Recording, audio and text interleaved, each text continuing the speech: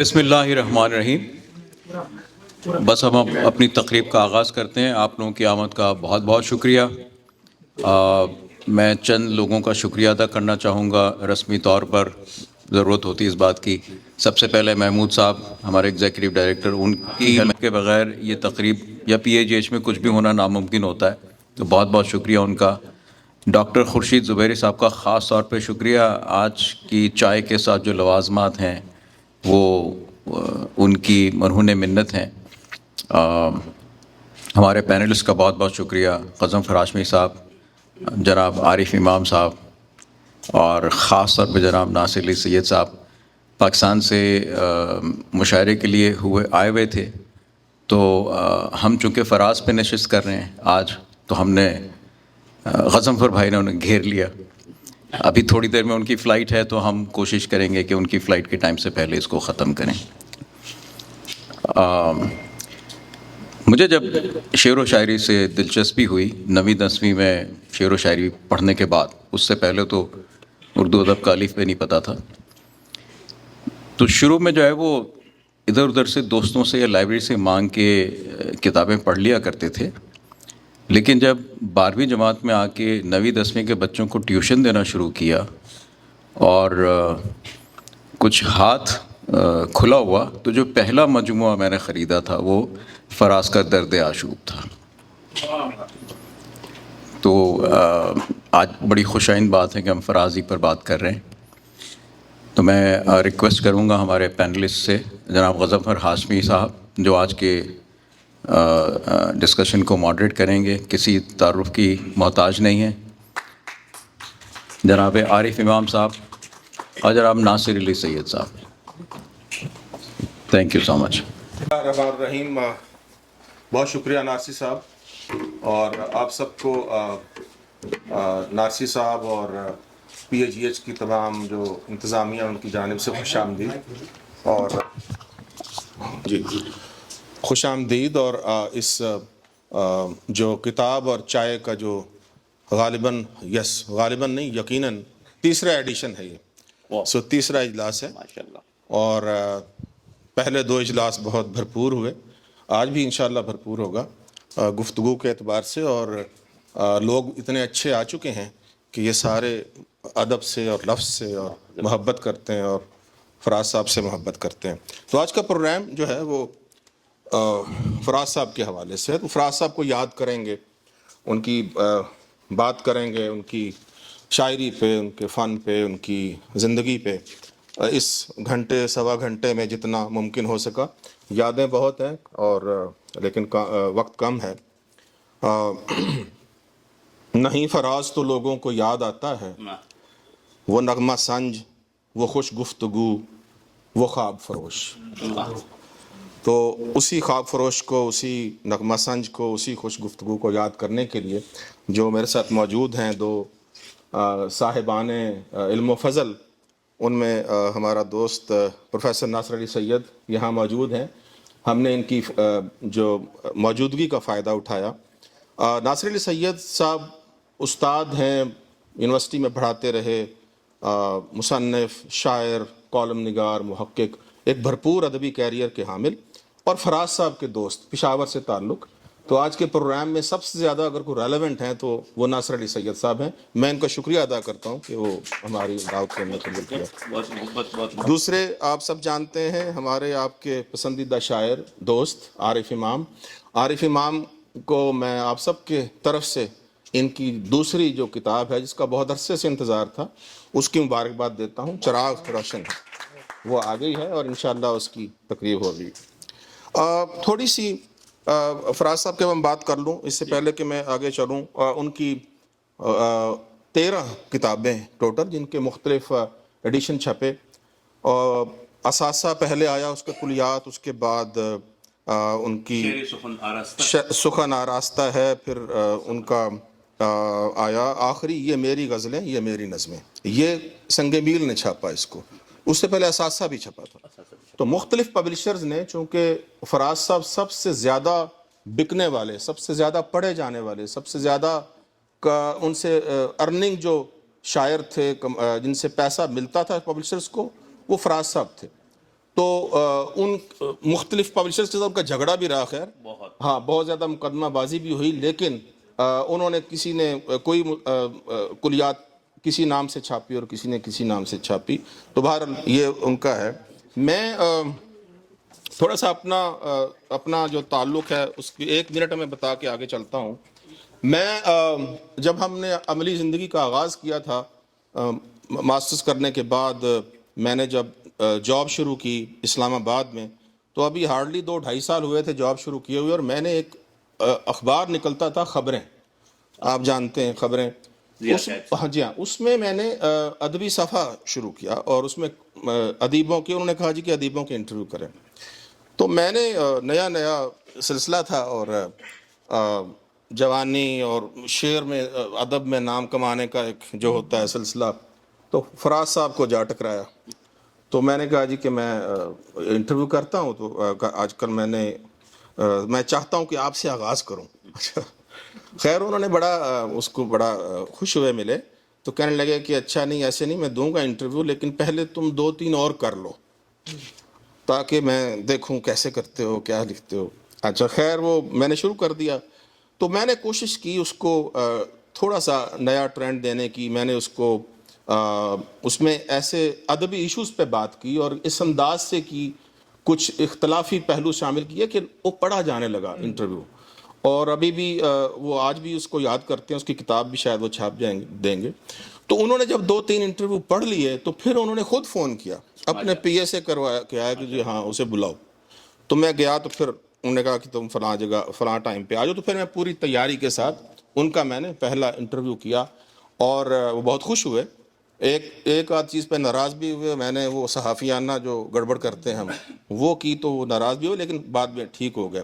تو وہ جو تعلق کی ابتدا تھی یہاں سے چلی، اس کے بعد پھر شادی کے وقت ولیمے میں آئے، اور پھر جب میں انڈیا جانے لگا 1999 میں مشاعروں میں، تو مجھے کہنے لگے کہ وہاں خوشونت سنگھ کو ملنا۔ اچھا خوشونت سنگھ ان کے دوست تھے، تو اچھا خوشونت سنگھ کو ملنا بھی بڑا مسئلہ تھا، اور جب ان کو میں نے فون کیا، اور اس وقت موبائل تو تھے نہیں، تو انہوں نے کہا کہ ہاں بھئی نوجوان کیا مسئلہ، میں نے کہا جی فراز صاحب نے کہا تھا ملنے کو، ہاں، تو پھر وہ ان سے ملے، اور وہ بڑی محبت اور شفقت سے بھیجا، انہوں نے اپنی کتابیں دی ان کے لیے، تو یہ ایک سلسلہ بنتا چلا گیا۔ لیکن جو اصل تعلق بنا تھا وہ تھا جو زمانہ تھا مشرف کا۔ مشرف کے زمانے میں انہوں نے عہدے تو لیے تھے، لیکن بعد میں وہ مزاحمتی ایک تحریک کا حصہ بنے تھے، آپ اچھی طرح جانتے ہیں۔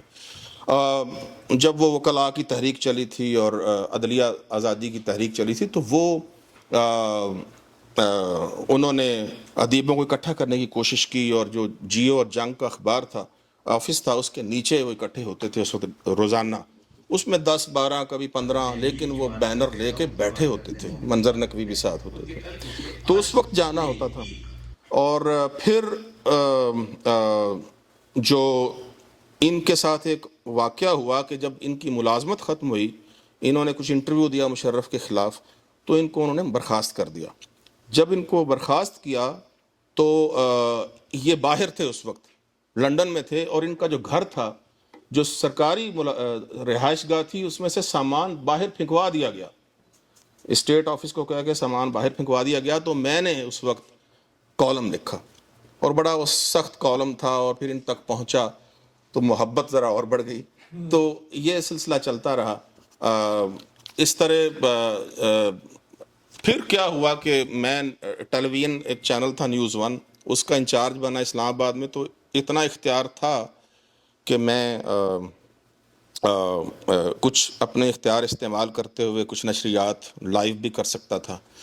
تو اس سے پہلے میں اور محبوب ظفر جو تھے وہ بیٹھا کرتے تھے اسلام آباد ہوٹل میں ان کے ساتھ شام کو، وہ زیادہ مطلب کبھی میں چلا گیا کبھی وہ چلے گئے، تو اس وقت جو ان کی باتیں، ان کا موبائل چیک کرنا، خواتین کے میسیجز، اچھا وہ جواب نہیں دے پاتے تھے نا میسیجز کے، تو محبوب ذرا دیکھنا یہ کیا کہہ رہی ہے، تو وہ اس کو جواب دے دو، یہ لکھ دو، اچھا ٹھیک، اس طرح، تو اس طرح کی کہانی۔ اچھا وہ ایک جو جونیئر سینئر کی چھوٹی سی ایک بے تکلفی ہوتی تھی وہ جاری رہی۔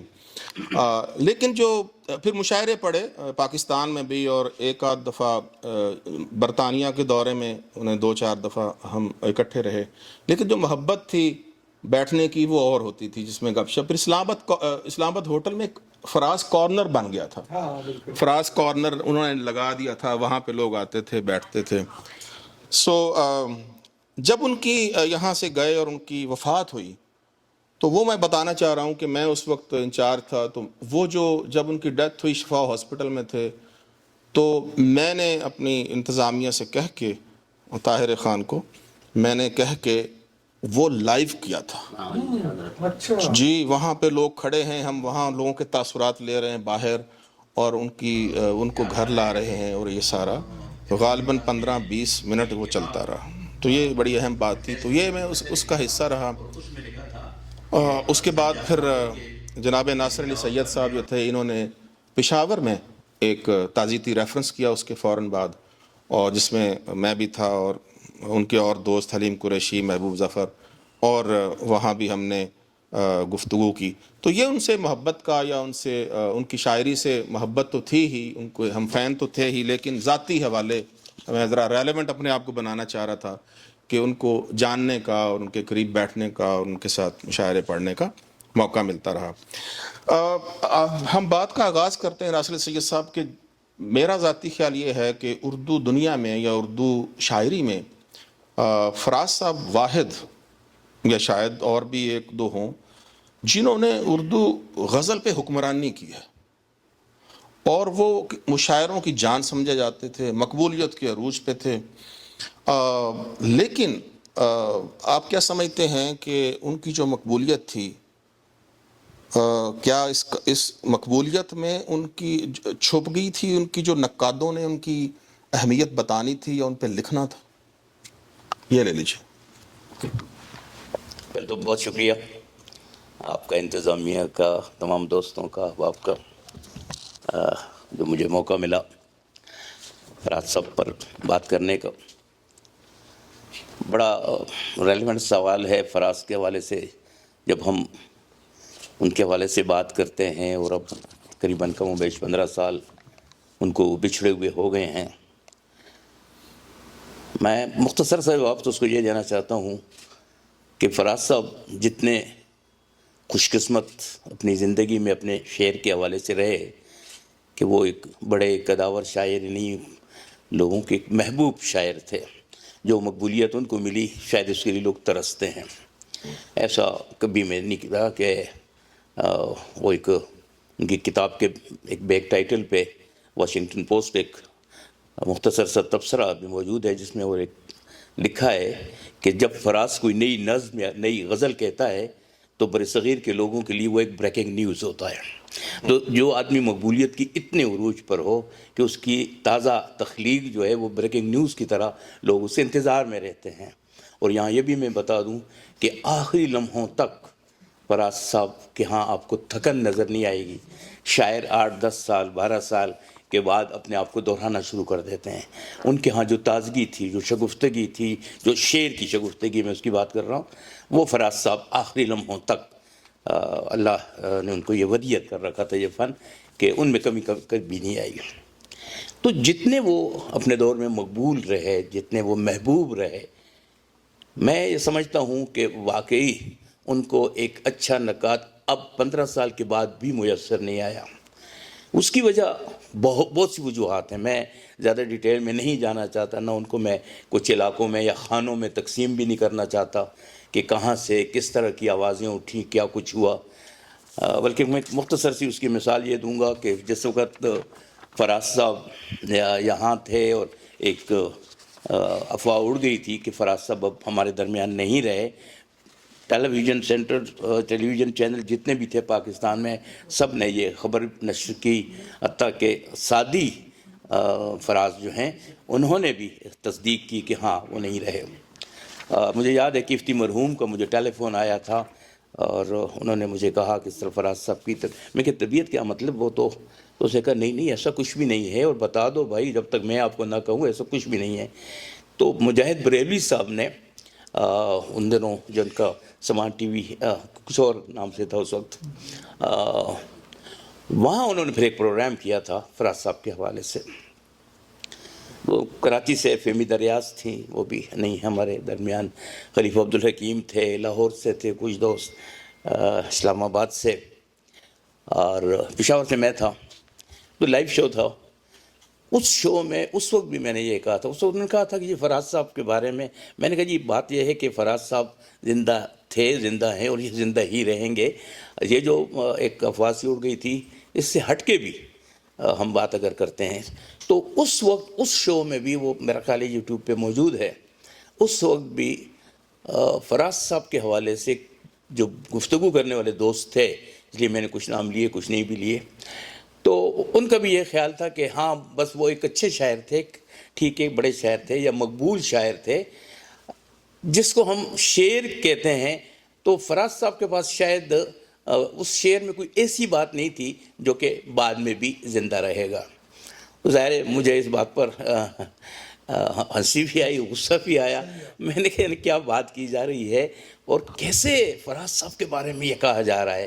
تو وہاں تو خیر جو میں نے کہا وہی بات میں آج اس کے ساتھ اس کو تھوڑا سا بدل کر یعنی یہ کہنا چاہتا ہوں کہ اس میں کوئی شک و شبہ نہیں ہے کہ فراز کو ایک اچھا نکات اب بھی میسر نہیں آیا.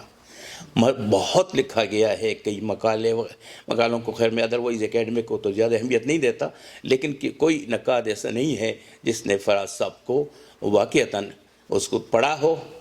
پڑھا سے میری مراد صرف شعر پڑھنا نہیں, فراز صاحب کو پڑھنا ہے اور اس کے بعد اس نے اس پر لکھا ہو, تو ایسا کوئی بھی نہیں ہے.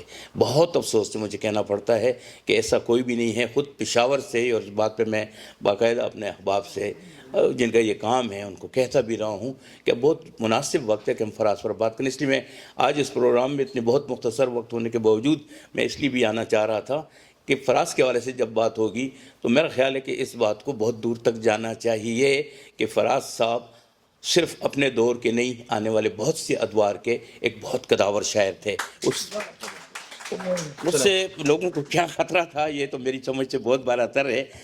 وہ تھوڑے سے ایسا تھا کہ تھوڑے سے آؤٹ سپوکن تھے, بعض اوقات وہ غیر محتاط گفتگو کچھ یا اس کو میں کہہ دوں کہ کچھ سچی باتیں جو نہیں کرنی چاہیے شاید وہ کر دیتے تھے, جس کی وجہ سے ایک ہلکا ایک لابی پوری ان سے ناراض ہو گئی تھی.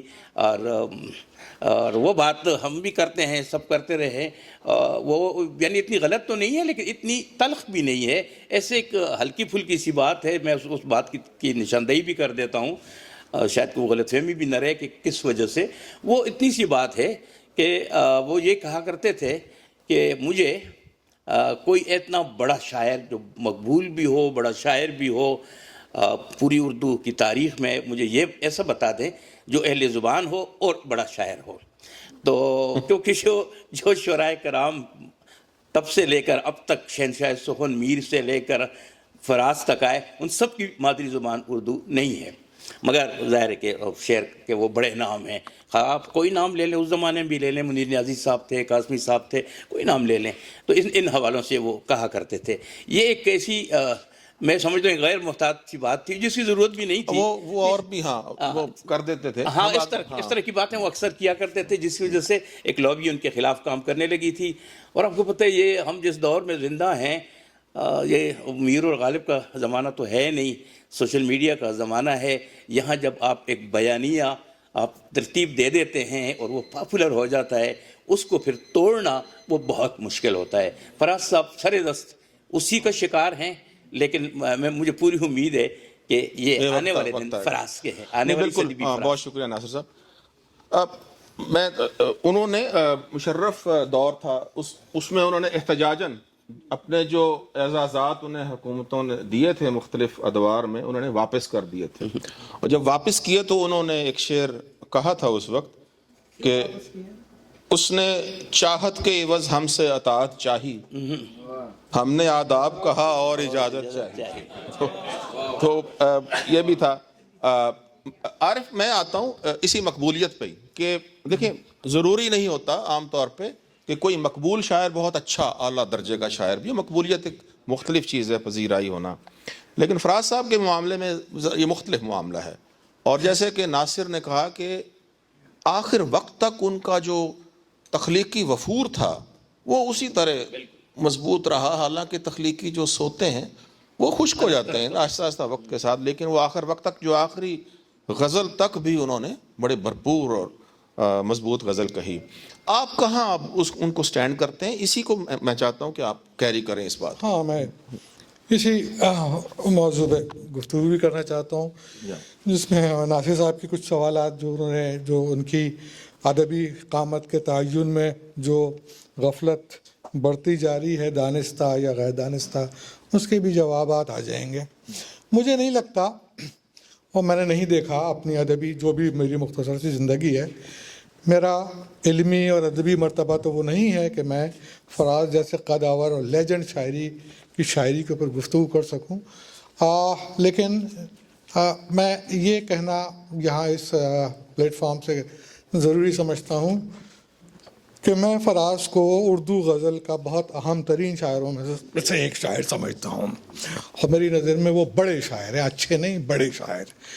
مقبولیت کے مختلف پیمانے ہوتے ہیں. مقبول ایک زمانے میں وسیع شاہ بھی بہت تھے، فرحت عباس شاہ بھی بہت تھے. بہت سے شاعر آتے ہیں جو وقتی طور پر مقبولیت حاصل کرتے ہیں. پروین شاکر ہماری اپنے دور کی ایک مقبول ترین شاعرہ تھیں. اسی طریقے سے احمد فراز بھی اپنے وقت کے مقبول ترین شاعر تھے. ایک الزام جو احمد فراز کو رد کرنے والے بہت ہی اس تسلسل کے ساتھ لگاتے ہیں کہ وہ ایک رومانی شاعر تھے. ان کی شاعری جو پروین کے اوپر بھی لگتا ہے کہ وہ ٹین ایجرز کی لیکن جب ہم دیکھتے ہیں کہ فراز صاحب کے چاہنے والوں میں، ان کی شاعری کو پسند کرنے والوں میں ہر ایج گروپ کا آدمی ہمیں نظر آتا ہے، چاہے وہ نوجوان ہو، چاہے وہ ایک پڑھا لکھا صاحب مطالعہ شخص ہو. تو یہاں فراز کا قد نظر آتا ہے کہ اس کی فکر ایسی نہیں ہے کہ جسے ہم کسی ایج گروپ کے ساتھ بریکٹ کرتے ہیں. اس کی شاعری میں وہ تمام عناصر موجود ہیں جو ایک ادب کے سنجیدہ طالب علم شاعری کو سنجیدگی سے، شاعری جس کا مسئلہ ہے، شاعری جو انٹرٹینمنٹ کے لیے نہیں سنتا، شاعری سے کیفیت کشید کرتا ہے. اچھا، آرٹ کا کام ہوتا کیا ہے؟ کیفیت کی ترسیل. اس کے علاوہ آرٹ کا کوئی دوسرا کام نہیں ہے. آرٹ کا کام تبلیغ نہیں ہے، آرٹ کا کام واعظ نہیں ہے. ایک کیفیت ہے، ایک کیفیت کی ترسیل جو ہے وہ شاعری، اور خاص طور سے شاعری کا. اب وہ کیفیت رجائیت بھی ہو سکتی ہے، مطلب خوش امیدی بھی ہو سکتی ہے، یاسیت بھی ہو سکتی ہے، مایوسی بھی ہو سکتی ہے. تو ہمارے یہاں اس کی مثالیں ہیں کہ جیسے فانی بدایونی کی شاعری ہے، وہ آپ کو یاسیت میں لے جاتی ہے. تو فراز کی شاعری میں آپ کو ایک رجائیت، ایک امید پسندی، حتیٰ کہ ان کی جو مزاحمتی شاعری ہے اس میں بھی وہ ایک امید کا چراغ وہ روشن کرتے ہیں اور ایک جذبہ پیدا کرتے ہیں. تو فراز کے ہاں بہت ساری ایسی خوبیاں ہیں. اب دیکھیں، جو اعتراضات فراز کے اوپر عموماً کیے جاتے ہیں، اور جس کی وجہ سے ایک تو بنیادی جو مسئلہ جو معترضین فراز کے حوالے سے گفتگو کرتے ہیں، فراز بنیادی طور پہ ایک نیم کلاسیکی روایت کی شاعر ہیں غزل کے. انہوں نے غزل کو حیت کے تجربے یا لفظیاتی لسانی تشکیلات کے تجربوں کی نظر نہیں کیا.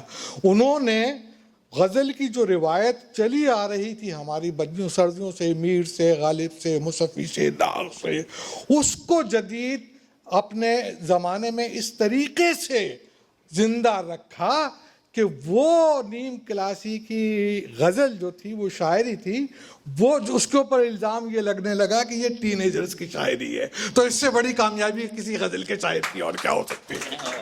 تو احمد فراز تو کامیاب ترین شاعر تھے. ماؤں نے تیرے نام پہ بچوں کے نام رکھ دیے. ایسی محبت کس شاعر کو ملی ہے؟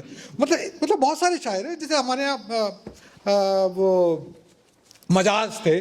اگر ہم پیچھے چلے جائیں تو مجاز کو ایک محبوبیت کا ایک شاعر تھا، لیکن وہ اس کی وجوہات دوسری تھیں. اور فراز پورے قد و قامت سے اپنی شاعری کے بلبوتے پر، اپنے لہجے کے بنیاد کے اوپر، جو خوبصورت ان کا لہجہ ہے اور ایک زبان اور ایک چاشنی، اس کو میں بہت ایک مثال دیتا ہوں کیونکہ ہمارے نوجوان بھی ہیں بس. اب دیکھیں، جیسے ہمارا علی عظمت ہے، है ना, कितना अच्छा गायक है ना, लोग रॉक उसके जो होते हैं, यूथ हमारा जो है ना वो उसके लिए सुनने जाता है, लेकिन वो हमारे भाई वो जो मीर साहब हैं वो परवेज जाफरी, वो उनके पास समझ में नहीं आता, वो कहते हैं भाई ये यार ये मौसीकी है। लेकिन एक हमारा राहत फ़तेह अली खान है। अच्छा, अब फर्क क्या है, राहत उस रिवायत को लेके चल रहा है और उसके अंदर ऐसा फ्यूजन क्रिएट कर रहा है कि जो मेरी उम्र के इंसान को भी पसंद आ रहा है, जो परवेज जाफरी को भी पसंद आ रहा है, और जो है कल के जो लड़का है आज का उसको भी पसंद आ रहा है। तो फराज ने शायरी में ये फ्यूजन किया, तो उसने रिवायत का दामन तर्क नहीं किया, दूसरे शोरा की तरह जबान के बेमकसद तजर्बात नहीं किए, हैत के तजर्बात किए, नज्म में किए। नज्म को मैं इसको तरीके से कह लें कि मुसव्वरी की ज़बान में जैसे म्यूरल होता है ना, एक म्यूरल पेंटिंग होती है, उसमें आप आपके पास बहुत बड़ा कैनवस होता है, बहुत बड़ा एक जगह होती है जिस पे आप मुख्तलिफ तजर्बे कर सकते हैं। गज़ल को मैं नासिर साहब ये कहता हूँ कि ये मिनिएचर की एक सीरीज होती है, तो वो एक सीरीज ऑफ मिनिएचर्स होता है, हर शेर जो है ना एक मिनिएचर होता है, तो वो अगर आप भारी लिसानी तश्कीली तजर्बात में उसको दफन कर देंगे तो उसकी लताफत गायब हो जाती है। तो फराज ने उस लताफत को गज़ल की जिंदा रखा, तो ये बहुत बिल्कुल बहुत ज़बरदस्त, आपने बहुत उम्दा बात की फराज के बारे में आरिफ ने। ख़वातीन हज़रात, जैसे कि नासिर ने भी जिक्र किया कि उनसे रहा नहीं जाता था, यानी वो ज़ुबान पे कोई फ़िक्रा आ जाए तो वो बंदा तो ज़ाया कर देते थे लेकिन फ़िक्रा नहीं रुकता था। जिससे उन्होंने बाद जगह नुकसान भी उठाया, लेकिन वो अपने ही एक तकरीब में उनकी एक किसी ने एक महफिल थी गायकी की, तो उसमें जो गायक था वो शायरों की गज़लें गा रहा था, उसमें फराज साहब की गज़ल भी थी, तो वो उन्होंने बुलाया हुआ था फराज साहब को, तो वो सुन रहे थे, लेकिन वो गायक बहुत बुरा गा रहा था। अच्छा, तो वो जब उन्होंने जो कंपेयर था, उसने कहा जी कि ये जो गायक हैं ये जब गाते हैं किसी का कलाम तो मुर्दा शायरों को भी जिंदा कर देते हैं। तो फराज साहब कहने लगे फिलहाल तो जिंदों को मार रहे हैं। सभी को जान थी प्यारी, सभी थे लब बस्ता, बस एक फराज था जालिम से चुप रहा ना गया। तो वो रह नहीं सकते। तो खैर आगे बढ़ते हैं। नासिर साहब, आप कुछ पेशावर की यादें सुनाएं, आपके तो दोस्त रहे वो, कोई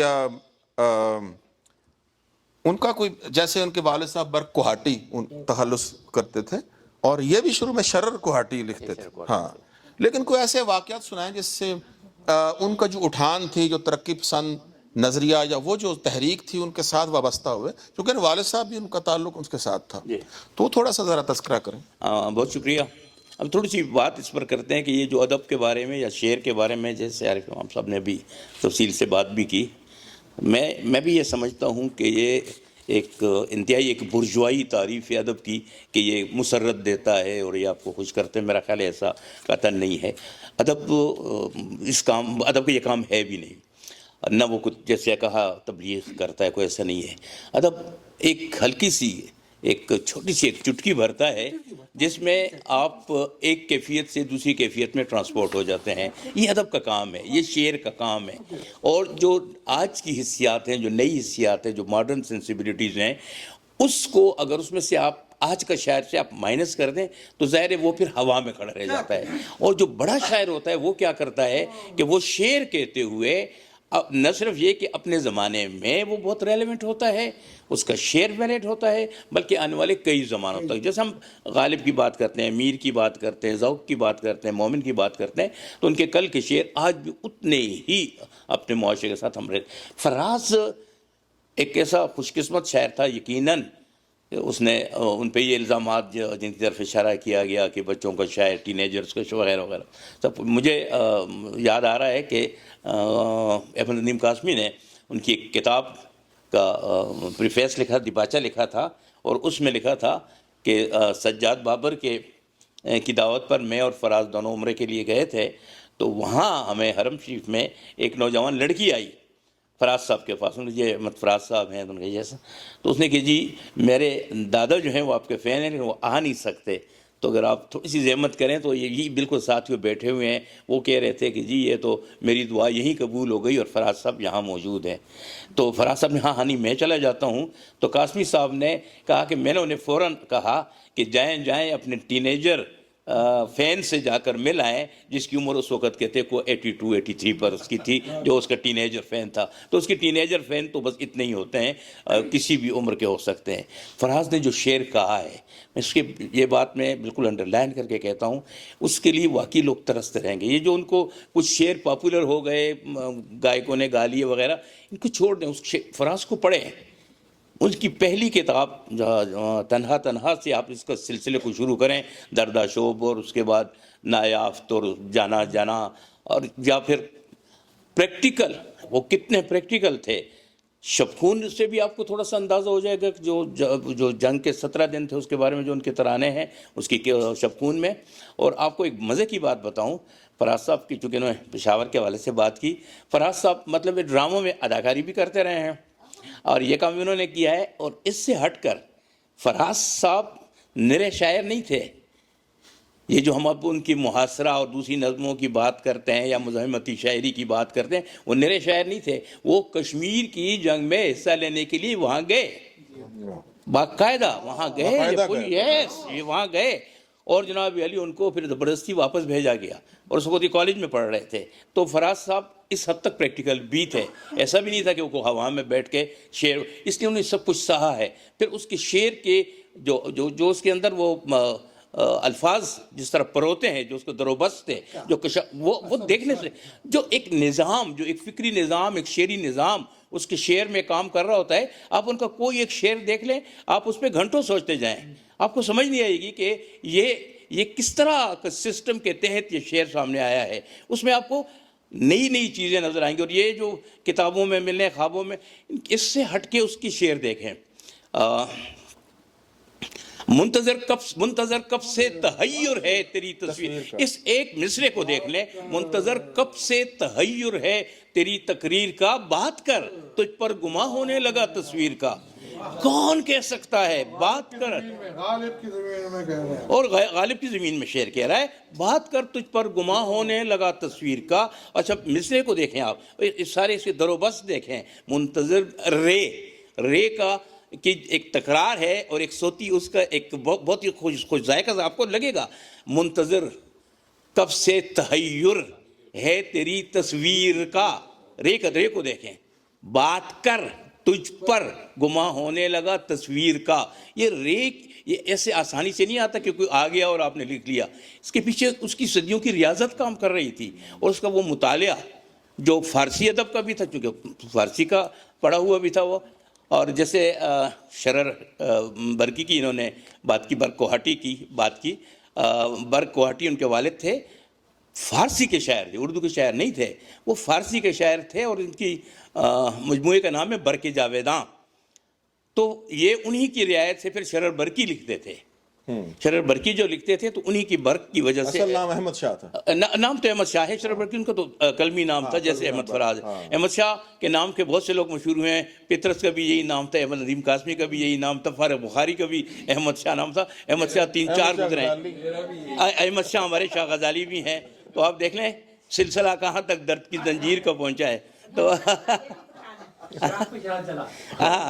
تو آپ دیکھ لیں یہ سلسلہ. تو میں یہ کہہ رہا تھا کہ یہ، اور جو ان کی یہ وٹی تھے، واقعی فکرہ ضائع ہونا، اور لیکن بعض اوقات واقعی ان کا جیسے آپ کا نقصان بھی. میں آپ کو ایک واقعہ لکھا ہے، اس نے شمیم اکرام الحق نے انڈیا کا سفر نامہ لکھا ہے. اس میں انہوں نے بات کی کہ واقعی تو 2-3 دن ہم اکٹھے رہے. تو پرتو روہیلا صاحب، اللہ مغفرت کرے ان کی، مختار علی خان ان کا نام تھا، مختار علی خان، پرتو روہیلا، روہیل کھنڈ کے تھے. آج تو فیاض خان صاحب نہیں ہیں، رامپور کے ہیں. تو وہ تھے، ان کی بیگم بھی تھی اس ٹور میں ساتھ. تو جس دن رات کو دلی کا مشاعرہ تھا، اس سے ایک دن پہلے اس کی بیگم نے، یہ دلچسپ واقعہ ہے، ان کی بیگم نے اسے کہا کہ جی مجھے تو بیٹا یاد آتا ہے، حالانکہ وہ لیپالے کی تھا، لیکن مجھے بیٹا یاد آتا ہے اور ہمیں واپس جانا ہے. تو اس نے بڑا کہا کہ یار آج مشاعرہ ہے، یہ پڑھ لیتے ہیں، اس کے بعد چلے جائیں گے. لیکن شاید بیگم نے ہی مانی. فراز صاحب کو نہیں پتا تھا. صبح سویرے گاڑی آئی ان کو لینے کے لیے ایئرپورٹ لے جانے کے لیے, تو فراز صاحب کو پتہ چلا روہیلا صاحب جائے, تو انہوں نے آگے کہا کہ آپ کیسے جا سکتے ہیں آج. مشاعرہ کہتے اس نے بڑی بے بسی سے اپنی بیگم کی طرف دیکھا اور کہا کچھ نہیں. تو کہتے فراز صاحب نے, شمیم اکرام الحق نے لکھا ہے اپنے سفر نامے میں, کہتی فراز جب پرتو ریلا نے اپنی بیگم کی طرف معافی چاہتا ہوں بے بسی سے دیکھا, تو فراز صاحب نے فوراً کہا کہ ناحق پرتو روہیلا پر تہمت ہے مختاری کی. ارے کیا شعر, کیا مصرع ہے. ایسا تھا فراز, ناحق پرتو روہیلا پر تہمت ہے مختاری کی, اور ان کا نام تھا مختار علی خان. اب یہ نام کو دیکھیں اور میر کے مصرے کے ساتھ کھلواڑ دیکھیں. تھوڑا سا یہیں بھول جائے گا وہ ایک ہوا شعر ہے نا, کعبے کس منہ سے جاؤ گے غالب, شرم تم کو مگر نہیں آتی کعبے. تو فراز صاحب چلے گئے عمرے پہ, اور وہاں گئے تو انہوں نے وہاں سے ان کو نا, انہوں نے خود یہ واقعہ سنایا کہ جی مجھے کسی نے پوچھا کہ آپ کی بیگم آپ کی شاعری کو پسند کرتی ہے, آپ کی یعنی سمجھتی ہے, آپ کو پذیرائی میں شامل ہوتی وغیرہ وغیرہ. تو کہنے لگے میں ایک دفعہ عمرے پہ تھا, تو وہ کہتے ہیں ہاں ایک دفعہ اس نے ثبوت دیا تھا. تو کیسے؟ تو میں نے عمرے پہ گیا, وہاں سے مکہ سے میں نے اس کو فون کیا, میں نے کہا میں فراز بول رہا ہوں. تو اس وقت موبائل نہیں تھے, تو میں فراز بول رہا ہوں, تو کیا حال ہے؟ تو کہنے لگی کہ کہاں سے بول رہے ہیں؟ تو میں نے کہا میں اس وقت کعبے میں ہوں. تو کہنے لگی شرم تم کو مگر نہیں آتی. یہ انہوں نے ثبوت دیا. ہاں ایسی تھے. اس کے بارے میں ہے, اگر آپ کو اجازت ہے تو میں بتاؤں کہ بسمل صابری ساہیوال سے انہوں نے کوئی کانفرنس, اردو کانفرنس کوئی کیا, اس سلسلہ فراز صاحب کوئی بلایا ہوا تھا. تو فراز صاحب کہتے ہیں کہ نہیں, اس نے بسمل نے خود سنایا مجھے, کہنے لگی کہ فراز صاحب ایک دفعہ فرشتہ ہے ان کے ہاں, کوئی مہنے تھا اس کے گھر کھانے پہ, جیسے طریقہ کار ہے, تو مہمانوں کو لوگ لے کے جاتے ہیں. تو کہتے مجھے کہنے لگا شام کو, فراز کہنے لگا بسمل یار تو نے 10 لوگوں کے گھروں میں ہم کو جا کے کھانے کھلائے, تمہارا اپنا گھر نہیں ہے اس شہر میں کہ آپ اپنے گھر بھی لے جا کے ہمیں کوئی کھانا وانا کھلا دیں. تو وہ بسمل کہتی ہے میں نے اس سے کہا آپ کو پتہ نہیں ہے یہ ساہیوال ہے, یہاں خاتون کے حوالے سے اگر پتہ چل جائے کہ کسی مرد کے ساتھ اس کے یعنی اہل و ہائے بھی اس کی حد تک بھی کی, تو یہاں تو باقاعدہ گولیاں چل جاتی ہیں, اور یہ ہوتا ہے وہ ہوتا ہے. اور میرے خاوند نے مجھے کہا تھا جب یہ پروگرام میں بنا رہی تھی, تو اس نے مجھے بہت واضح طور پر کیٹیگوریکلی یہ کہہ دیا تھا کہ دیکھو بسمل میری ایک بات یاد رکھو, اگر کوئی شاعر, گھر کو تو چھوڑو, اگر مجھے اپنی گلی میں بھی نظر آئے میں نے اڑا دینا ہے. تو فراز صاحب نے فوراً کہا, بسمل کا مشہور شعر تو آپ کو یاد ہی ہوگا, وہ عشق بن کے میری چشمے تر میں رہتا ہے, عجیب شخص سے پانی کے گھر میں رہتا ہے. فراز صاحب نے ایک سیکنڈ ضائع کیے بغیر کہ تھی مجھے کہنے لگا کہ وہ خار بن کے میری چشمے تر میں رہتا ہے, وہ خار بن کے میری چشمے تر میں رہتا ہے, وہ ایک شخص جو بسمل کے گھر اب دیکھیں فوراً وہ ایک شخص جو بسمل کے گھر میں رہتا ہے. تو فراز صاحب کہ ہاں یہ ویٹ تو تھی, اور ایسی ایسی باتیں. چلیں ناصر صاحب ہم آگے بڑھتے ہیں. میں ان کی لوگ ان کے بارے میں مختلف رائے رکھتے ہیں, لیکن میں ان کی نعت آپ کو نعت کے 2-3 شعر سنانے لگا ہوں جو انہوں نے پی ٹی وی میں پڑھی تھی. عارف آپ نے سنی ہوگی. میرے رسول کے نسبت تجھے اجالوں سے, میں تیرا ذکر کروں صبح کے حوالوں سے, تو روشنی کا پیمبر ہے اور میری تاریخ بھری پڑی ہے شب ظلم کی مثالوں سے, تیرا پیام محبت تھا اور میرے یہاں دل و دماغ ہیں پر نفرتوں کے جالوں سے, میرے ضمیر نے قابیل کو نہیں بخشا, میں کیسے صلح کروں قتل کرنے والوں سے. تو یہ جو اس کا واقعہ تو سن لیں, یہ تو سب سے بہت اہم واقعہ ہے.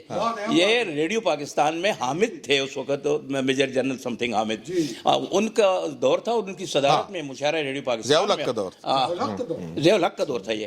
تو ان کا یہ مشاعرہ ہو رہا تھا, تب انہوں نے یہ نعت کا مشاعرہ تھا, نعتیہ مشاعرہ تھا, اور خاص طور پر جب یہ شعر پڑھا کہ میرے ضمیر نے قابیل کو نہیں بخشا, میں کیسے صلح کروں قتل کرنے والوں سے, تو وہ تو سیدھا حوالہ تھا ضیاء الحق کا بھٹو صاحب کے حوالے سے. تو وہ مشاعرہ جناب علی وہ تو چونکہ لائیو تھا, وہ تو جا رہا تھا. اس کے بعد ان کی وہاں جھڑپ ہوئی, اور سو کہ فراز صاحب کو اپنی سیٹ کھونا پڑی, اس کو وہاں سے نکال دیا گیا, اور اس کے بعد وہ باہر چلے گئے تھے. اور مجھے یاد ہے نوائے وقت نے بھی اس وقت میں ایک ایڈیٹوریل لکھا تھا جس کا عنوان تھا یہ بے لگام لوگ, کیونکہ یہ اس کے فوراً بعد چلے گئے تھے ماسکو, اور نوآبادیاتی نظام کے خلاف تھیں، اس پہ بات کریں. نظم کے حوالے سے بات یہ کہ ان کا جو رول تھا، جیسے ہم ویژولائز کرتے ہیں ایک رائٹر کا، ایک شاعر کا رول، کہ سماج میں اس کا رول کیا ہونا چاہیے، تو جیسے ناصر صاحب نے کہا کہ انہوں نے پریکٹیکلی بھی وہ حصہ لیا ہے.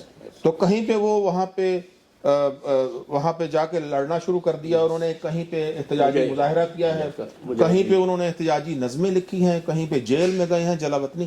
اس پہ ذرا بات کر لیں. ہاں، یہ ایک نیا پہلو جو ابھی گفتگو سے سامنے آیا، وہ میرے علم میں بھی نہیں تھا کہ وہ صرف گفتار کے غازی نہیں تھے، بس ایکٹیوسٹ تھے.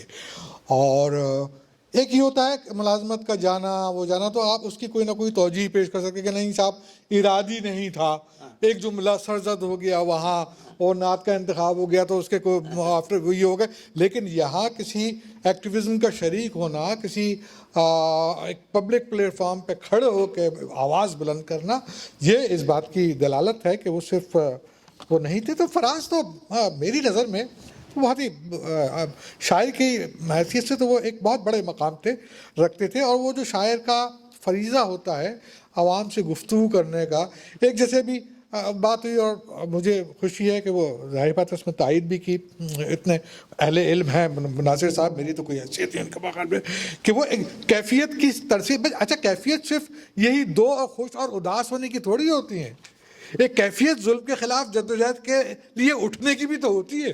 تو وہ اس کیفیت کو ابھارنے کے لیے بھی جو فراز نے خاص طور سے نظموں سے کام لیا، اس میں جیسے ان کی بڑی مشہور نظم ہے محاصرہ، تو وہ تو اس کو سنانے کی ضرورت نہیں ہے. پتہ نہیں کتنے افراد ہیں جن کو وہ پوری نظم زبانی یاد ہے اور وہ سناتے ہیں. اور اسی طریقے سے ایک نظم ان کی مجھے یاد آتی ہے، وہ ایک عارف وہ اہل قلم کانفرنس جو ضیاء الحق نے بلائی تھی، جی، شہر نامہ، اور پھر ایک پیشہ ور کا یہ اتنی ایسی ان کی نظمیں ہیں، ویتنام پہ ہیں، بیروت پہ ہیں، بیروت میں ہے، کہ وہ ایک پورا تسلسل ہے پورا اس کا اوپر جائے تو اس کے اوپر گفتگو کرے کہ کس طریقے سے.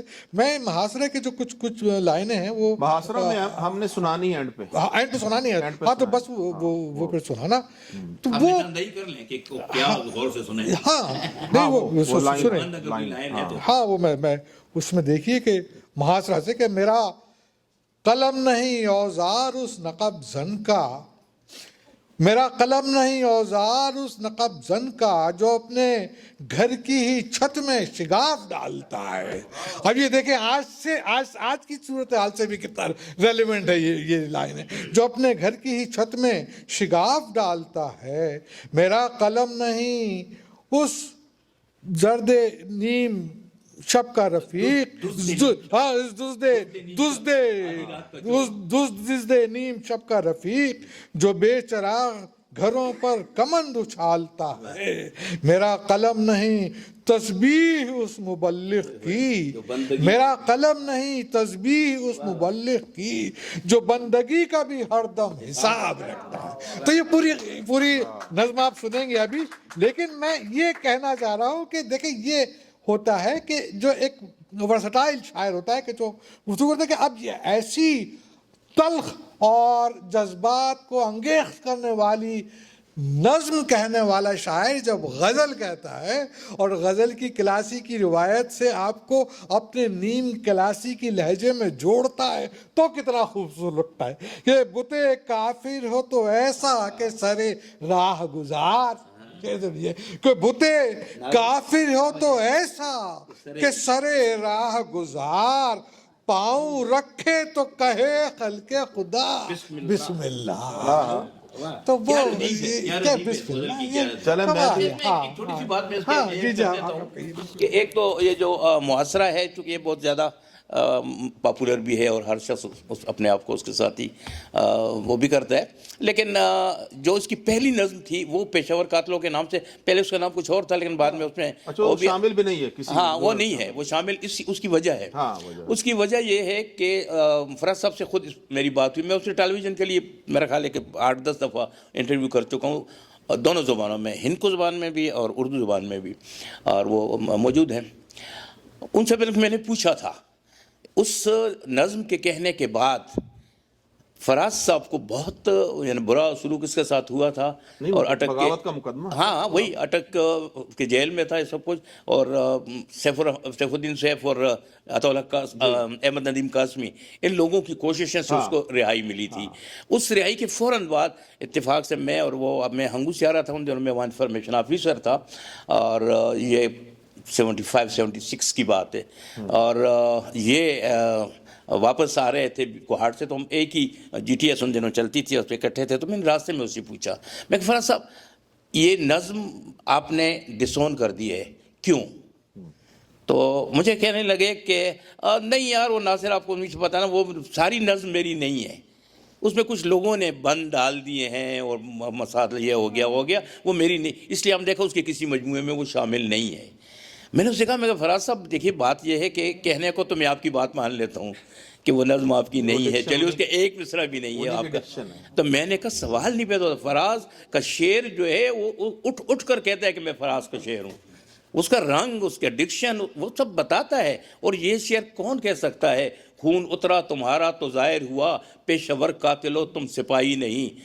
और ये चूंकि 71 की जंग के पस मंजर में कही गई। नासिर भाई मेरा ख्याल है कि वो जब मुकदमा चला था तो उस वक्त ये इन्होंने डिसोन कर दी थी रिहाई के लिए।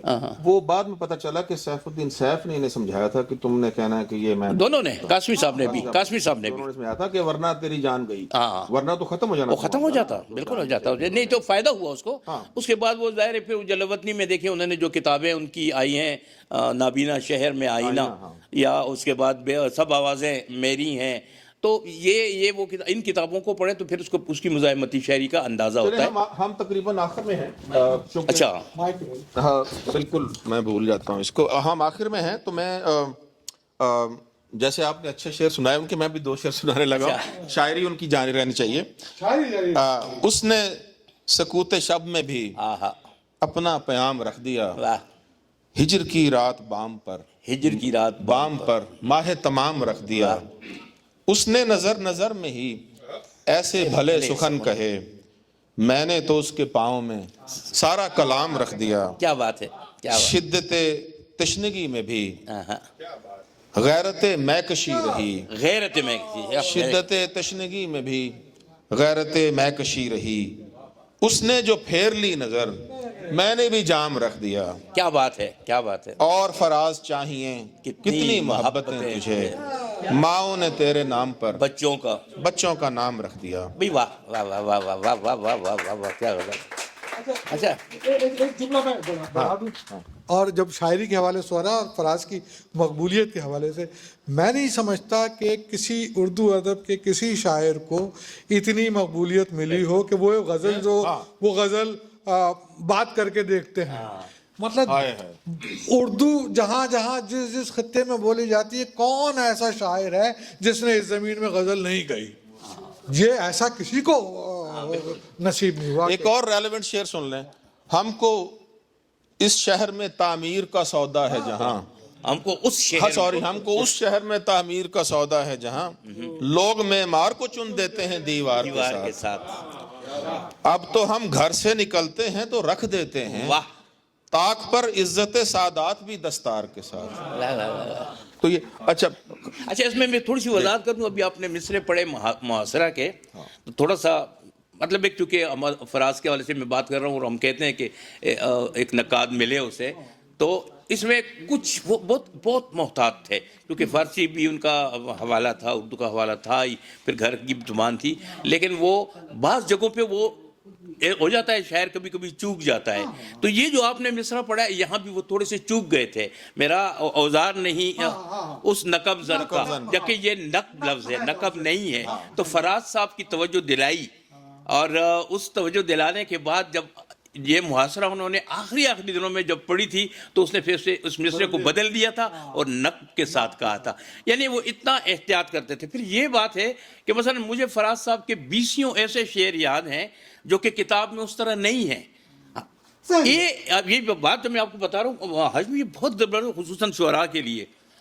उसकी वजह ये थी कि फराज साहब शेर के कर फेंक नहीं देते थे, वो मुसलसल उस पर काम करते रहते थे। और किताब जिस वक्त तक नहीं छपती थी, किताब में फिर वो बिल्कुल चेंज होते, मतले के मतले चेंज थे, جو ہمیں یاد تھا، کیونکہ ہم تو چونکہ روز و شب اٹھنا بیٹھنا تھا تو ہم نے تو ان کے شعر یاد ہو جاتے تھے. جب ہم کبھی کبھی میں اپنے کالم میں کوئی شعر اس کا کوٹ کرتا ہوں تو مجھے کوئی میرا اسٹوڈنٹ ہی کہتا ہے سر کتاب میں اس طرح نہیں ہے. میں نے کہا نہیں ایسا ہوگا. کہتا ہے نہیں ہے. میں دیکھتا ہوں تو واقعی نہیں ہوتا. فراز نے بدلا ہوا. یوسف رضا چشتی کے گھر میں ایک نشست تھی فراز صاحب کے ساتھ ہی تھی. تو میں چونکہ کمپیئرنگ کرتا ہوں، بس یہی ایک کام میں نے سیکھا ہے ساری عمر پچھلے 50 سال میں. ابھی بھی آپ ہی کر رہے ہیں.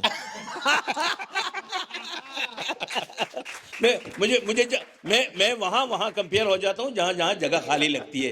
جہاں خالی جگہ لگتی ہے میں کھو جاتا ہوں، اس میں کوئی شک نہیں ہے. تو وہ فراز صاحب بیٹھے میرے ساتھ ہی. تو تھوڑا سا ہم نے اسٹیج سا بنایا ہوا تھا، فارغ بہت سے دوست بیٹھے ہوئے تھے. تو فراز صاحب ادھر دیکھیں گے یار میری ڈائری نہیں ہے، اور یہ بات بہت اہم ہے جو میں کرنے جا رہا ہوں. کہ میری ڈائری نہیں ہے. تو میں نے وہاں ایک لڑکے کو ملازم کو کہہ دیا. میں نے کہا جب ہم لوگ چائے پی رہے تھے میری ٹیبل پر تو آپ دیکھیں وہاں فراز صاحب کی ڈائری ہوگی. تو وہ چلا گیا. کچھ دیر بعد وہ ڈائری لے آیا. جب ڈائری لے آیا اس نے مجھے دے دی. میں نے فراز صاحب میرے ساتھ ہی بیٹھے تھے، عارف امام صاحب بیٹھے ہوئے ہیں.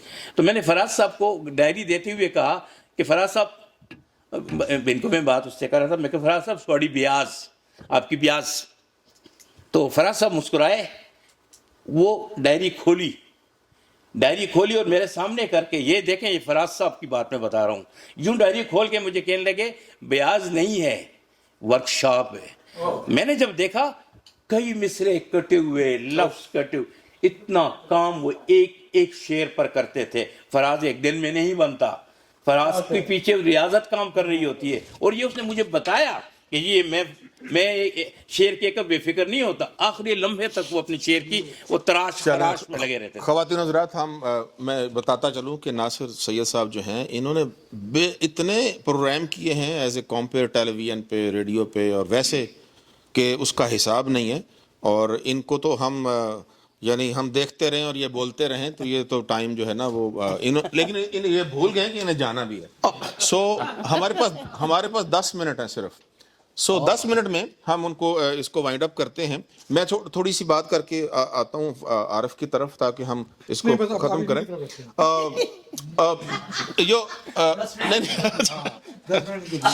اچھا، میں یہ بات کہنے لگا تھا کہ ہم نے چونکہ ان کی وفات کے بعد شبلی سے بھی دوستی تھی، سعدی سے بھی دوستی تھی، ان کے جو بیٹے ہیں، ہم نے احمد فراز ٹرسٹ بنایا تھا. میں ابھی تک اس کا ڈائریکٹر ہوں. میں یہاں آ گیا 2014 میں محبوب ظفر، حلیم قریشی، منظر اور سارے لوگ تھے. گورنر ہاؤس میں بیٹھ کر ہم نے کیا تھا. اس میں ہم کتابوں کی تقاریب اور ایوارڈز اور مشاعرے وغیرہ کرتے رہے. بعد میں جب تک وہ چلتا رہا، بعد میں محبوب شروع ہو گئے تھے، محبوب ظفر بھی. اور ہاں، ایک بات بھول گیا کہ یہ جو بیگم ڈاکٹر نویدہ ہے یہ بھی ان کی فین ہے. اور یہ جب قائد اعظم یونیورسٹی میں پڑھتی تھیں تو یہ جو لٹریری سوسائٹی تھی یہ وہاں اس سوسائٹی کا حصہ تھی، اور یہ فراز صاحب کو بار بار بلاتے تھے. تو ایک طرح کا وہ بھی ایک ریلیونٹ سارے ٹین اس وقت تو سارے تھے. اچھا، یہ ٹین ایجر پہ آپ نے زیادہ زور دیا ہے. بالکل. تو خیر، فراز صاحب کی جب ہم بات کرتے ہیں نا تو جیسے انہوں نے احتجاجی اور مزاحمتی شاعری کی بات کی ہے، جو ایک دفعہ میں واقعہ سنا کے آپ کی طرف آتا ہوں کہ بلوچستان پہ جب مشرف نے چڑھائی کی تھی، وہ جو 2006 کا واقعہ ہے، تو فراز صاحب نے ایک تحریک چلائی اور انہوں نے کہا لوگوں سے، عابد حسن منٹو سے کہا فون کر کے کہ آپ صرف لکھتے ہی رہیں گے یا کچھ عملی طور پہ بھی کچھ کریں گے. انہوں نے کہا کیا کرنا ہے؟ انہوں نے کہا ادھر آ جاؤ، ہم پریس کانفرنس کرتے ہیں، یہ کرتے ہیں، وہ کرتے ہیں. ان کو بلایا، اسلام آباد میں بلایا، پریس ریلیز تیار کی، کانفرنس کی، اور اس میں کوئی شاعر ادیب نہیں آیا. لیکن وہ آئے جو 2-4 لوگ تھے. کنیز فاطمہ تھی، دوست ہی آئے. ہاں، دوست آئے. تو یہ سلسلہ جو تھا ان کی زندگی میں جو عملی طور پہ جو حصہ لینے کا تھا. پھر ان کی وطن کے لیے، پاکستان کے لیے ان کی جو کسی کو نہیں پتا کہ جب 1965 کی جنگ، 71 کی جنگ، اور اس کے بعد جو ایک اور واقعہ جو ہوا ہے زلزلہ، یا یہ جو واقعات تھے، اس میں ریڈیو کے لیے اور ٹیلی ویژن کے لیے انہوں نے جو لکھا ہے. آغا ناصر نے اپنی کتاب میں یہ ساری تفصیل بیان کی ہے. کیا نام ہے کتاب کا؟ یاد ہے؟ ہم جیتے جی، جس طرح ہے. سو اس میں انہوں نے لکھا ہے کہ فراز، ہم ہمیشہ جب مشکل وقت آتا تھا تو فراز صاحب ہمارے ساتھ کھڑے ہوتے تھے. بالکل. حالانکہ انہوں نے وہ خلاف تھے فوج کے جو 1971 کی جو جنگ جو ہم ہارے تھے، اس کے باوجود انہوں نے ایک رجائیت اور امید کا پیغام دینے کے لیے نغمے لکھے اور ساری چیزیں لکھی. تو یہ ان کی خدمات بھی ہمیں یاد رکھنی چاہیے. اور کوئی میرے پاس ان کے کوئی ایسا واقعہ سنائیے جو ان کی حصے مذاق ہے، چونکہ ہم وائنڈ اپ کر رہے ہیں، ان کو یاد کر رہے ہیں. ایک واقعہ مجھے یاد ہے. اچھا پہلے آپ سنا لیں. مجھے یہ واقعہ یاد ہے کہ 2 گروپ بنے ہوئے، سوری، ایک مشاعرہ تھا کراچی میں کہیں ہو رہا تھا. تو اس وقت یہ تھا کہ PIA کی ٹکٹ جو تھی وہ اس پہ دوسرے بندے بھی سفر کر لیتے تھے، نام کچھ چیک نہیں کرتا تھا ID. تو ایک شاعر جو تھے غالباً، مجھے اب یاد نہیں ہے، تصدیق ہے، خاطر غزنوی جی بیٹھ گئے تھے اس مشاعرے اس سفر میں ان کے کہنے پہ کہ کوئی ڈراپ ہو گیا کہ تم چلو. اب خاطر غزنوی صاحب کی ٹکٹ نہیں تھی لیکن وہ بیٹھ گئے تھے. ہوا یہ کہ رستے میں موسم خراب ہوا اور جو جہاز تھا وہ ذرا ڈولنے لگا، اور جو کپتان تھا اس نے اعلان کیا کہ بیلٹیں باندھ لیں، یہ ہے وہ ہے. تو وہ خاطر صاحب کہنے لگے کہ یہ کیا کہہ رہا ہے؟ تو فراز صاحب کہنے لگے کہ وہ کہہ رہے ہیں کہ بیلٹ باندھ لیں، جہاز گرنے والا ہے. اچھا اب وہ پریشان، وہ پھر انہوں نے اعلان کیا. وہ بہت زیادہ جب پریشان ہوئے تو فراز صاحب کہنے لگے خاطر تو کیوں پریشان ہے، تیرا تو نہ ہی نہیں ہے مسافراں میرے کو ایسے ہی تھی فراز صاحب. مرے گا تو وہ اس کی ٹکٹ ہے. بڑا زبردست ہے. اچھا میں آپ کو سنا دوں، چلیے میں نام نہیں لیتا شاعر کا کیونکہ آپ نے لے لیا تو میں کیوں لوں. تو ایسا تھا کہ مری کا مشاعرے کا واقعہ ہے. تو وہاں دعوت شاوت کھانا شانا جو کچھ ہو گیا، اس کے بعد مشاعرے کے لیے وہ کیا ہے جناح ہال کی طرف جانے لگے. تو گاڑی میں بیٹھ کے وہاں تک جانا تھا. تو ابھی گاڑی سٹارٹ ہوئی، 2 قدم ہی چلی تھی، اور خاطر صاحب چونکہ نام لے ہی لیا انہوں نے، تو خاطر صاحب نے کہا کہ ڈرائیور کو کہ روکو گاڑی، روکو. تو کیا ہوا ہے؟ کہتے میری بیاز جو ہے وہ وہاں رہ گئی، کھانے کی ٹیبل پر رہ گئی. تو فراز صاحب نے ان کو تو کچھ نہیں کہا، ڈرائیور کو کہا کہ یار تم جاؤ. یہ کہتے یار تم عجیب آدمی، میں کہہ رہا ہوں میری بیاز رہ گئی، مشاعرے پہ جا رہے آپ کہتے جاؤ. کہتے یار کیا ہے، بس تم جاؤ. ڈرائیور کہتے تم جاؤ. کہتے ابھی کوئی لا کے تمہارے منہ پہ دے مارے گا، اس میں ہے کیا؟ ایک یہ واقعہ. اور ایک خاطر صاحب کے گھر میں ہوا یہ واقعہ کہ فراز صاحب کے ساتھ ہم سینڈیکیٹ آف رائٹرز کی ایک نشست کر رہے تھے. تو چونکہ ایز یوزول میں ہی کمپیئر تھا، تو میرے لیفٹ سائڈ پہ خاطر صاحب بیٹھے تھے، رائٹ پہ فراز صاحب بیٹھے ہوئے تھے، میں درمیان میں تھا. تو میں نے اس سے کہا میں کہ فراز صاحب آپ درمیان میں آ کر بیٹھ جائیں. کہ نہیں میں خاطر سے دور اچھا ہوں. سائڈ پہ تو میں کمپیئر تھا مگر میں سینٹر میں بیٹھ گیا، میرے دائیں بائیں یہ بیٹھے. اتنے میں کیا ہوا کہ خاطر صاحب بہت عالم آدمی تھے، بہت بڑے عالم آدمی تھے. تو خاطر صاحب فراز صاحب کے پرانے واقعات بھی سنا رہے ہیں اور بہت ان کی تعریف کر رہے ہیں کہ کہاں ان کے ساتھ اچھا خاصا ایک نشست جاری ہے. اتنے میں وہ چونکہ ان کا ڈرائنگ روم میں بہت بڑا تھا، تو اس میں لوگ آتے جاتے تھے. تو ایک صاحب آئے تھے ہمارے، وہ بیچارے بیساکھی پہ آتے ہیں. انہی دنوں ابراہیم ان کے بیٹے، انہوں نے شاید کوئی کتا شتا پال رکھا تھا. اس نے جو دیکھا کہ لاٹھی پر 10 کوئی آدمی آ رہا ہے تو کتا بھونکنے لگا جیسے کتوں کی عادت ہوتی تھی. تو وہ جو ہی اندر آئے تو کتا مسلسل بول رہا ہے. ادھر خاطر صاحب کو غصہ بھی آ رہا ہے لیکن وہ بیچارے لگے ہوئے ہیں کہ جی نہیں فراز صاحب اس طرح، فراز صاحب. اب وہ بات سمجھ میں نہیں آ رہی، کتا اتنی آوازیں بلند بھونک رہا تھا. تو فراز صاحب نے باقاعدہ اس سائڈ پہ بیٹھے تھے اور اس طرف میرے آگے سے منہ کر کے خاطر کو کہتا ہے، بظاہر آہستہ مگر سارا حال سن رہا ہے. کہتے خاطر ایک وقت میں ایک بھونکے نا، یہ کیا ہو رہا ہے؟ یہ بھری مجلس میں بہت شکریہ. کندھاری کاف والا بھی ہوا کہ ہاں وہ تو کسی صاحب نے ان کو رات 2 بجے ٹیلی فون کیا، ان کے بھی نام کیا لیا آدمی. تو بہرحال یوسف لودھی تھے، وہ کسی نے لکھا ہے اس پہ. یوسف لودھی صاحب ذرا اور طرح کے آدمی تھے، لیکن چلو آپ یوسف لودھی بھی کہہ دیں اسے. تو انہوں نے یہ پوچھا کہ جو میں ابھی کچھ لکھ رہا تھا تو معافی چاہتا ہوں آپ کو، آدھی رات کو میں نے زحمت دیے، میں اس میں کہا لکھ رہا تھا تو سمجھ مجھے نہیں آئی کہ یہ میں نے کینچی والے کندہاری کاف سے لکھنا ہے یا کتے والے کاف سے. تو فراز صاحب کو غصہ تو تھا کہ اس نے کہا جی یہ کہا اگر آپ کا ہے تو کتے والے سے لکھ دو. چلے بہت شکریہ ناصر. ہاں جی आरिफ भाई ने पिछले प्रोग्राम में जो है जॉन भाई के हवाले से कहा था कि अमरोहा से बम्बई और बम्बई से पेशावर तक जो है जॉन भाई को पढ़ा जा रहा है, तो पूरा पेशावर की किस्सा कहानी आज यहाँ पे मौजूद है। बहुत नहीं, बहुत बहुत ही बहुत ख़वातीन हज़रात, बहुत ही उम्दा गुफ्तगू रही। मैं फराज साहब के नशार के साथ अपने दोस्तों का भी शुक्रिया अदा करता हूँ कि सिलसिले तोड़ गया वो सभी जाते जाते, वरना इतने तो मरासिम थे कि आते जाते, शिकवाए जुल्मते शब से तो कहीं बेहतर था, अपने हिस्से की कोई शम्मा जलाते जाते, जश्न मक्तल ही ना बरपा हुआ वरना हम भी पाबजौला ही सही नाचते गाते जाते, उसकी वो जाने उसे पासे वफा था कि न था, तुम फराज अपनी तरफ से तो निभाते जाते। सो फराज को हमने याद किया और फराज जिंदा है शायरी में भी, हमारी यादों में भी, और इंशाअल्लाह इसी तरह हम किसी अगली महफिल में आपसे दोबारा मिलेंगे। मैं नासिर अली सैयद का बहुत शुक्रगुजार हूँ कि उन्होंने वक्त दिया, फयाज खान का शुक्रगुजार हूँ कि उन्होंने आपको बुलाया, वो आज आपके यहाँ मौजूद हैं। मैं आरिफ इमाम का शुक्रगुजार हूँ कि उन्होंने वक्त दिया और बड़ी उम्दा गुफ्तगू की उनकी शायरी के मुख्तलिफ पहलुओं पे। आप सबका शुक्रिया।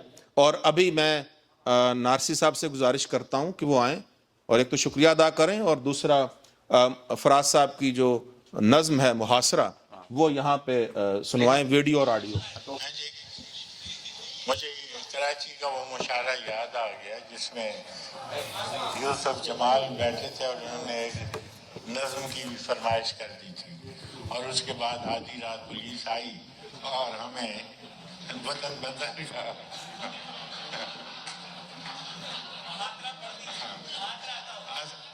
तो बात मैं ये कहना चाहता हूँ कि ना वो हमारे हालात पुराने होते हैं, ना हमारी नज़में वक्त आउटडेटेड होती हैं।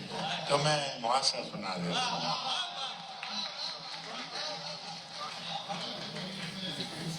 मेरे गनीम ने मुझको प्याम भेजा है कि हल्का-ज़न है मेरे गिर्द लश्करी उसके। मेरे गनीम ने मुझको प्याम भेजा है कि हल्का-ज़न है मेरे गिर्द लश्करी उसकी।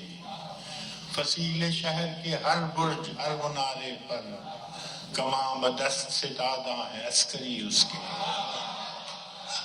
वो बर्क लहर बुझा दी गई है जिसकी तपिश वजूद खाक में आतिश फशां जगाती थी।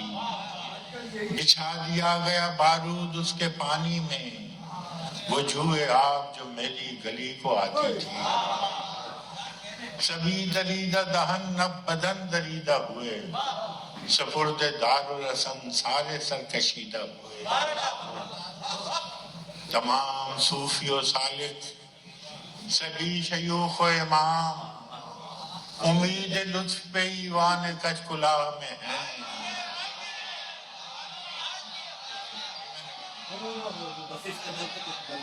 ये मैंने कहा ना, तमाम सूफी और सालिक सभी शयूख व इमाम उम्मीद लुत्फ पे ईवान कचकुला में है। मुअज़्ज़ज़ीन अदालत भी हल्फ उठाने को मिसाल साइल मुबरम नशिस्तरा।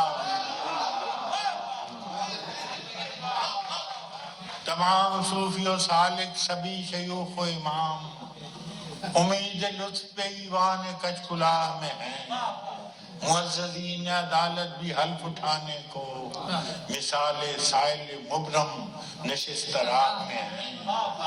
तुम अहले हर्फ के पिंदार के सनागर थे, तुम अहले हर्फ के पिंदार के सनागर थे, वो आसमान हुनर के नजूम सामने है।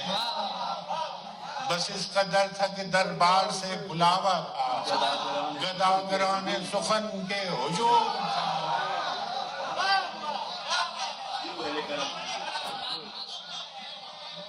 तुम अहले हर्फ के पिंदार के सनागर थे, वो आसमान हुनर के नजूम सामने है। बस इस कदर था कि दरबार से बुलावा था, गदागराने सुखन के हुजूम सामने है। کلندران وفا کی اساس تو دیکھو، تمہارے ساتھ ہے کون آس پاس تو دیکھو۔ سو شرط یہ ہے جو جان کی امان چاہتے ہو تو اپنے لوح و قلم قتل گاہ میں رکھ دو، وگرنہ آپ کے نشانہ کمانداروں کا بس ایک تم ہو، سو غیرت کو راہ میں رکھ دو۔ یہ شرط نامہ جو دیکھا تو ایلچی سے کہا، اسے خبر نہیں تاریخ کیا سکھاتی ہے کہ رات جب کسی خورشید کو شہید کرے تو صبح ایک نیا سورج تراش لاتی ہے۔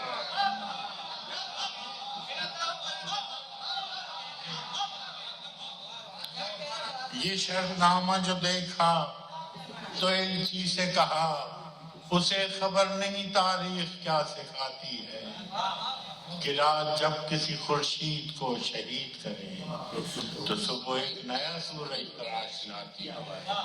سو یہ جواب ہے میرا میرے عدو کے لیے کہ مجھ کو حرص کرم ہے نہ خوف خمیازہ، اسے ہے سطوت شمشیر پر گھمنڈ بہت، اسے شکوہ قلم کا نہیں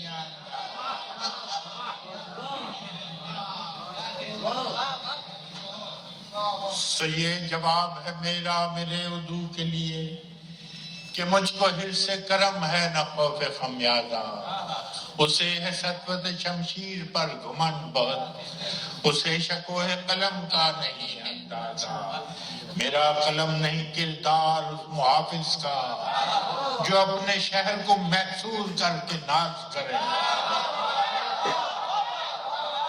میرا قلم نہیں کردار اس محافظ کا جو اپنے شہر کو محصور کر کے ناز کرے، میرا قلم نہیں کاسا کسی سبک سر کا جو غاصبوں کو قصیدوں سے سرفراز کرے، میرا قلم نہیں کاسا کسی سبک سر کا جو غاصبوں کو قصیدوں سے سرفراز کرے، میرا قلم نہیں اوزار اس نقب زن کا جو اپنے گھر کی چھت میں شگاف ڈالتا ہے، میرا قلم نہیں اس دزد نیم شب کا رفیق جو بے چراغ گھروں پر کمند اچھالتا ہے، میرا قلم نہیں میزان ایسے عادل کی جو اپنے چہرے پہ دوہرا نقاب رکھتا ہے، میرا قلم نہیں میزان ایسے عادل کی جو اپنے چہرے پہ دوہرا نقاب رکھتا ہے، میرا قلم نہیں تسبیح اس مبلغ کی جو بندگی کبھی ہر دم حساب رکھتا ہے،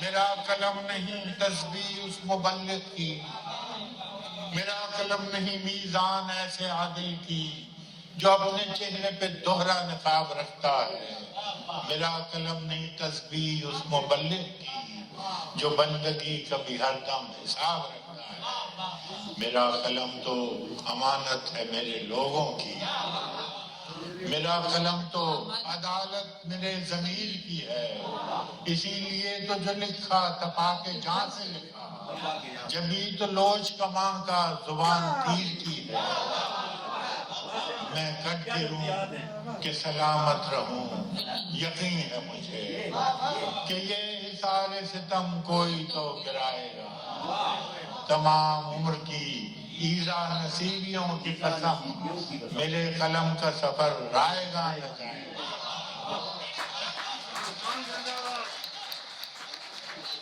میں پی اے جی ایچ کی طرف سے ناصر علی سید صاحب کا بہت شکریہ ادا کرتا ہوں۔ یہ ہماری خوش نصیبی ہے کہ وہ ہمارے درمیان موجود تھے اور ہمیں ان کی بیش بہا باتوں سے فیضیاب ہونے کا موقع ملا۔